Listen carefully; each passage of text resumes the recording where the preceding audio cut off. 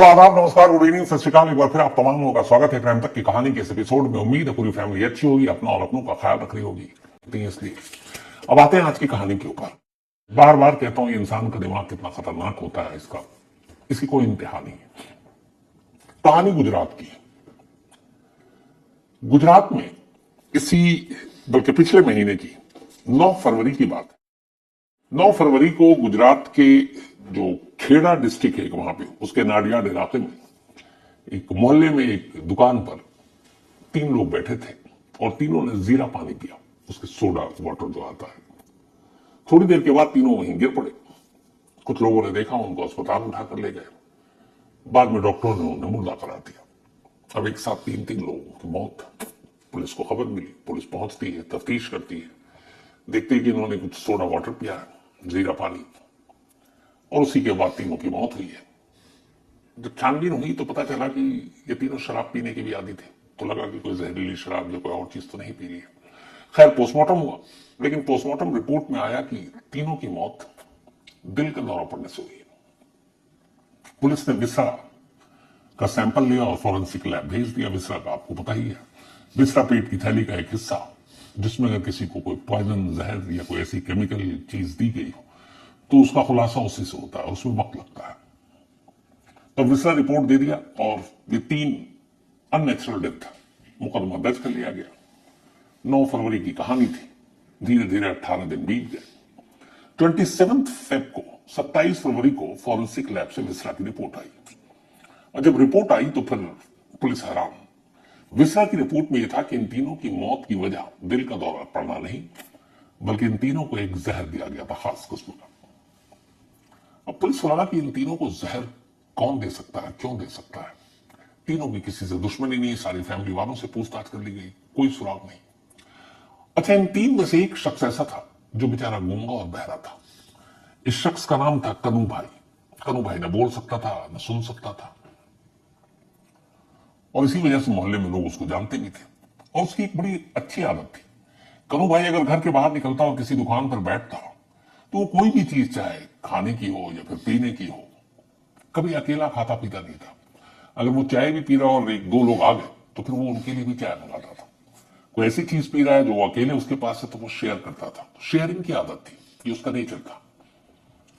और इस वजह से भी वो वहां पे लोगों का एक तरह से पसंदीदा था, क्योंकि अगर वो कुछ भी खाए या पिए तो वहां पर उसके पास में बैठा हुआ शख्स वो उसको ऑफर जरूर करता था। तो कनू भाई, एक गूंगा और बहरा, उसकी भी मौत, और 2 और लोग थे जो उसके जानकार थे पर बहुत करीबी भी नहीं थे।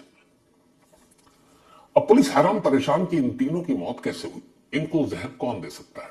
पुलिस ने अपनी तफ्तीश शुरू की।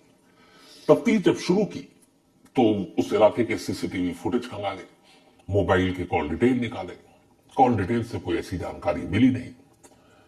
सीसीटीवी फुटेज से भी कोई खास जानकारी नहीं मिली। उस मोहल्ले में चूंकि अब कनू भाई रहता था, आस पड़ोस के लोग भी मिलते थे, तो बहुत सारे लोग मिलते थे। पुलिस ने उनमें से एक को देखा, उनका कैरेक्टर, कोई पुराना केस, कुछ नहीं। केस अनसुलझा, कोई मोटिव, कोई कातिल, कोई ऐसी चीज जानकारी में नहीं आ रही है। अब पुलिस को यह है कि विसरा रिपोर्ट के हिसाब से तो ये मर्डर है, लेकिन कातिल कौन है और कत्ल की वजह क्या है, तमाम कोशिश के बावजूद पुलिस के हाथ खाली। अब पुलिस ने वापस इन्वेस्टिगेशन पहले दिन से शुरू की कि कहीं ना कहीं कोई कमी ढूंढते। तो अब 9 फरवरी को जब यह हादसा हुआ, जिस शॉप पर बैठकर जीरा पानी पिया इन 3 लोगों ने, उस शॉप के इर्द गिर्द उस वक्त जितने भी लोग थे उन सबसे पुलिस पूछताछ कर चुकी थी, लेकिन उनमें से कोई भी सस्पेक्टेड नहीं था, किसी पर शक नहीं किया। लेकिन पुलिस ने फिर से कहा कि नहीं, इन्हीं लोगों से फिर से पूछताछ करते हैं जो भी आखिरी वक्त में, आखिरी पल में इन तीनों के आसपास था।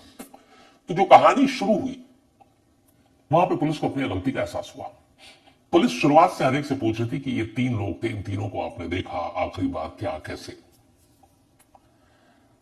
कुछ ऐसे चश्मदीद आए अचानक। उन्होंने कहा कि साहब हमने देखा तो था, लेकिन एक अकेला बैठा हुआ था पहले, कनू भाई, जो गूंगा और बहरा था, वो दुकान पर बैठा हुआ था, और जो 2 लोग थे वो बाद में आए थे। अब उसके बाद ये हुआ कि कौन कौन इस दौरान में आया, गैप कितना था। तो फिर हुआ कि मोहल्ले के ही बहुत सारे लोग थे, आस पड़ोस के जो जानकार थे। इसी पूछताछ में पता चला कि उसी वक्त जब वो जीरा पानी पी रहा था, उससे थोड़ी देर पहले एक वहीं पर रहने वाले कनू भाई का एक पड़ोसी जो एक सरकारी स्कूल में टीचर है, जिसका नाम है हरिकृष्ण मकवाना, तो हरिकृष्ण मकवाना भी वहां पर आया था। उससे भी पुलिस पूछताछ कर चुकी थी। तो पूछा गया कि ये जीरा पानी कहां से, तो पता चला वो तो शॉप से लिया था, शॉप वाले से ही पूछा गया था। अच्छा, वो सारी बोतल वोटल पुलिस ने बाद में कब से मिले रखी थी। तब हरिकृष्ण मकवाना से पूछा गया। हरिकृष्ण मकवाना ने बताया कि मैं भी आया तो वो जीरा पानी पी रहा था। एक विटनेस ने अचानक बताया कि जब वो पी रहा था तब हरिकृष्ण मकवाना ने उसे कोई चीज दी थी पुड़िया में, और उस पुड़िया में कोई चीज थी, उसने उसको डाला और फिर वो पीने लगा। लेकिन वो डालने के बाद पीता तब तक वो पुड़िया देकर उस जीरा में, और वो उसने क्या कहा कुछ पता नहीं, और वो तो वैसे ही गूंगा बह रहा था, उसे मालूम नहीं, लेकिन जानकार था वो टीचर का। तो हरिकृष्ण मकवाना वहां से वो पुड़िया देकर चला गया। अब गूंगे बहरे कनु भाई ने वो पुड़िया उस जीरा वाले उसमें डाल दिया, अपनी जीरा पानी में। लेकिन वो पीता उससे पहले ही दो और लोग उस दुकान पर आकर बैठ गए। ये दोनों वैसे ही जानने वाले थे मोहल्ले के। कनु भाई की अपनी जो आदत कि कोई भी चीज अकेले न खाएंगे न पिएंगे, अगर कोई आ गया आसपास तो ऑफर जरूर करेंगे। तो वो जो दोनों आया, उन दोनों से कनु भाई ने पूछा इशारे में ही, क्योंकि बोल सकते नहीं थे, क्या आप जीरा पानी पिएंगे। वो दोनों भी आए थे, उन्हें लगा कि पी लेते हैं। दोनों ने हाँ कह दिया, हामी भर दी। इसके बाद 2 गिलास लिए गए, 2 गिलास में उस जीरा पानी के 3 हिस्से किए गए और वो तीनों ने पी लिया। पीने के थोड़ी देर के बाद तीनों की तबीयत बिगड़ी, फिर अस्पताल गए, तीनों की मौत हुई। अभी कहानी आ गई। अब जब दूसरी बार पुलिस ने पूछताछ की, जब इससे रिपोर्ट आई कि ये तो जहर था, तो अब सारा खेल उसी शॉप पे था जहां पे ये लोग जीरा पानी पी रहे थे। जीरा पानी वाले के जितने भी बाकी के बोतल थे, बाकी चीजें, पुलिस ने उसकी भी तफ्तीश कर ली, उसको भी फॉरेंसिक लैब भेजा, उसमें से कुछ नहीं मिला सिवाय उस बोतल के जिसमें उन्होंने पिया था। अब ये पुड़िया वाली बात जब आई तो पुलिस ने खामोशी से सरकारी स्कूल के टीचर हरिकृष्ण मकवाना के बारे में जानकारी इकट्ठी करनी शुरू कर दी। जब जानकारी इकट्ठी करनी शुरू की तो पुलिस को कुछ डाउट हुआ। इसके बाद पुलिस ने हरिकृष्ण से दोबारा पूछताछ के नाम पर उसे थाने बुलाया। थाने बुलाने के बाद जब उससे लंबी पूछताछ की गई तो फिर उस टीचर ने कहानी सुनाई। वो कहानी सुनकर खुद पुलिस हैरान रह गई कि क्या कोई शख्स ऐसा कर सकता है, ऐसा सोच सकता है। जानते हैं वो कहानी क्या थी? हैरान कर देने वाली कहानी ये थी कि हरिकृष्ण मकवाना इसी नाडियाड इलाके में रहता था, गुजरात में। पढ़ा लिखा, इसलिए सरकारी स्कूल में टीचर की नौकरी लग गई। वाइफ भी सरकारी स्कूल में टीचर, दोनों की जिंदगी ठीक ठाक, 2 बच्चे हैं, एक बच्चा 12th का भी एग्जाम दे रहा है और सब कुछ ठीक था। लेकिन एक कोई पुराना केस था स्कूल से रिलेटेड, कुछ इल्जाम लगे थे, तो बाकायदा मुकदमा कोर्ट में। अब वो अदालत आना जाना, बार बार की तारीख, उससे वो तंग था। इसके बाद वो अपने पिता से बहुत प्यार करता था। कुछ वक्त पहले उसके पिता की डेथ हो गई। अब वो थोड़ा डिप्रेस रहने लगा। उसे लगता था कि ये सब क्या है। उसकी बीवी उसे समझाती, वो बहुत प्यार करती थी, बीवी से वो भी बहुत प्यार करता था। लेकिन अचानक कोर्ट कचहरी के चक्कर, बाप की मौत, उन सब के बाद वो थोड़ा सा अजीब और अलग किस्म का इंसान हो गया। बीवी को इस बात का एहसास था कि ये थोड़ा सा बदल गया और अजीब तरह से बिहेव करता है। इसी दौरान हुआ कि फरवरी फर्स्ट वीक में एक रोज घर पर ये मौजूद था, तभी बाहर में कोई आया। वो अमेजन से कुछ ऑर्डर दिया था उसने, वो डिलीवरी बॉय था। उसने साइन किया, वो डिलीवरी लिया। बीवी तब घर पर ही थी। बीवी ने पूछा ये क्या है, पहले उसने टाला, फिर बीवी ने जबरन उससे पैकेट छीना। उसने वापस पैकेट लिया, अंदर चला गया, पैकेट खोला, चेक किया। इधर बीवी को कुछ डाउट हो रहा था। जब उसने खोल बोल लिया और उसे कमरे में ही कहीं छुपा दिया, थोड़ी देर के बाद वो बाहर चला गया। बीवी उसकी वैसे ही बर्ताव से आजकल परेशान थी कि ये कुछ कर न ले। उस कमरे में गई जहां उसने छुपाया, उसे ढूंढा, निकाला। जब पढ़ा तो बीवी के होश उड़ गए। उसने अमेजन से एक खास किस्म का केमिकल, एक जहर उसको ऑर्डर दिया था, 500 mg, 500 ग्राम। अब बीवी चूंकि पढ़ी लिखी, स्कूल में टीचर, उसे पता है कि इस केमिकल का इस्तेमाल किस लिए होता है, क्योंकि वो एक तरह का जहर था। अब उसे लगा कि इसका पति मरने की सोच रहा है। उसने जो भी उस पैकेट में था सारे जहर को बहा दिया, फेंक दिया। बाद में लौट कर आया पति हरिकृष्ण, उसने देखा वो गायब, उसने बीवी से पूछा, उसने उसको समझाया, उसने कहा मैंने फेंक दिया। वो गुस्सा भी हुआ लेकिन फेंक दिया। लेकिन यहां गलती ये हो गई कि बीवी ने जो फेंका उसे ये पता नहीं था कि उसमें से थोड़ा सा उसने अलग निकालकर पहले ही रख लिया था। बाकी पैकेट में सारा वैसे ही था, लेकिन उसने कुछ वो जहर चुपचाप से निकालकर और अपनी जेब में रख लिया था, और ये बात बीवी को नहीं पता थी। अब बीवी ने कहा मैंने फेंक दिया, उसे लगा कि चलो कोई बात नहीं, मेरे पास तो है। अब वो सोचना शुरू करता है कि इसका इस्तेमाल कैसे करें। उसे ये था कि सारी चीजों से अब छुटकारा मिले, मैं मर जाऊं, तो यही दिमाग में चल रहा था। लेकिन जब वो आ गया तब उसे अब एहसास होता है कि कैसे पता चलेगा कि ये काम करेगा जहर। और दूसरा, वो बाकायदा मीडिया, सोशल मीडिया रिसर्च कर रहा था कि अगर वो मरता है इस तरह से तो कैसे पुलिस या फिर जो मेडिकल साइंस, इन सब से ये पता ना चले कि इसकी मौत हुई कैसे। मतलब नेचुरल डेथ दिखनी चाहिए, ये नहीं दिखना चाहिए कि उसने खुद अपनी जान ली है। तो उसके ऊपर भी स्टडी कर रहा है। अब उसने कुछ इंश्योरेंस करा रखे थे, और उसे ये था कि अगर वो नहीं रहेगा तो उसके 2 बच्चे हैं, बीवी है, बीवी से प्यार भी करता था, इन लोगों की जिंदगी ठीक ठाक रहे, जो भी बीमा का पैसा है वो कम से कम मिल जाए। लेकिन अगर ये पता चल गया, साबित हो गया कि उसने अपनी मर्जी से अपनी जान दी है, तो बीमा के पैसे तो मिलेंगे नहीं। तो वो इंश्योर होना चाहता था कि उसकी मौत का तरीका वो हो जो उस बीमा के पैसे को देने में कानूनी अड़चन पैदा ना करे। मतलब नेचुरल डेथ दिखे कि हार्ट अटैक हो गया, दिल का दौरा पड़ने से मौत हो गई। लेकिन अब ये कैसे पता चलेगा कि जिस जहर का उसने ऑर्डर दिया है, उस जहर के खाने से ये खुलासा नहीं होगा कि किस जहर की वजह से मौत हुई या कुछ और हो जाती। अब यहीं से उसका दिमाग चलना शुरू हुआ। अब उसने कहा कि इस मौत का एक्सपेरिमेंट करते हैं, मौत की प्रयोगशाला एक तरह से। पहले किसी और पर आजमाते हैं और देखते हैं कि अगर वो एक तो मर गया तो ठीक है, इसका मतलब काम की चीज है, और मरने के बाद अगर उसके पोस्टमार्टम और चीजें होती हैं तो ये देखते हैं कि मौत की वजह क्या आती है। अब उसने ये एक एक्सपेरिमेंट करने के लिए अपने आस पड़ोस के लोगों को ढूंढना शुरू किया। कई लोगों पर निगाहें गई, कई लोगों पर उससे लगा कि इसको करना चाहिए, धोखे से दे देंगे, लेकिन फिर लगा कि नहीं हो सकता, कल को वो बता दे, मेरा नाम ले ले, कुछ और भी चीज हो, अन्ना वाले बच गया तो मुश्किल। तभी पड़ोस में रहने वाले कनू भाई पर उसकी एक दिन नजर पड़ी। उसे लगा कि इससे बेस्ट केस स्टडी तो हो ही नहीं सकता, क्योंकि कनू भाई पैदाशी न बोल सकते थे, न सुन सकते थे, गूंगे बहरे थे, मूक बधिर जिन्हें कहते हैं। तो उसे लगा कि अगर इन पर एक्सपेरिमेंट करते हैं तो पकड़े भी गए तो कोई फायदा नहीं है, क्योंकि ना वो बोल सकता है ना सुन सकता है, तो पता ही नहीं चलेगा। और ये भी पता चल जाएगा कि अगर पोस्टमार्टम होता है कि मौत की वजह पुलिस या डॉक्टर क्या बता रहे हैं। उसे लगा ये बेस्ट है।